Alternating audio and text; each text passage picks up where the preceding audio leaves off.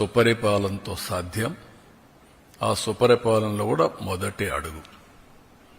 అదే మరిగా మేము దీంట్లో మీరు చూసినప్పుడు చాలా స్పష్టంగా నేను అనేకసార్లు చెప్పాను,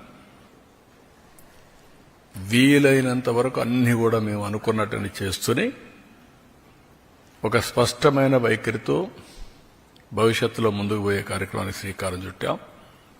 20 లక్షల మంది యువతకు ఉద్యోగాలు ఇవ్వడానికి ఇప్పటికే 9,50,000 కోట్ల రూపాయల పెట్టుబడులు, 8,50,000 మందికి ఉద్యోగాలు, ఇంకా మిగిలినట్టు కూడా ఏమేం చేయాలన్నీ వర్కౌట్ చేస్తున్నాం.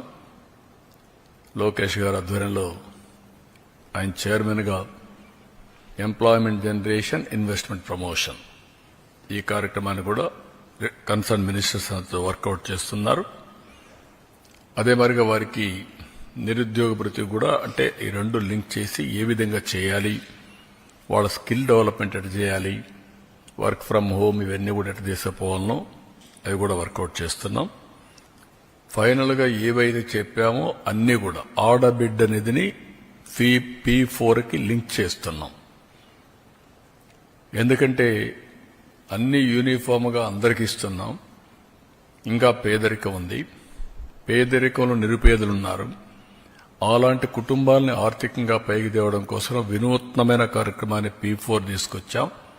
ఫస్ట్ ఫేజ్ 0 పావర్టీ, ఆ తర్వాత ఆర్థిక అసమానతలు తగ్గించి మెరుగైన జీవన ప్రమాణాలు.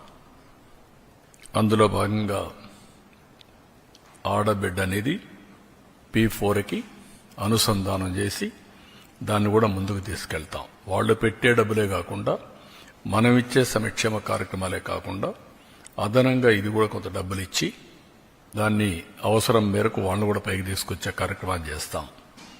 అల్టిమేట్గా రాష్ట్రంలో మెరుగైన జీవన ప్రమాణాలు అందించాలనేది తెలుగుదేశం పార్టీ యొక్క, అదే మరి ఎన్డీఏ యొక్క ఆశయం.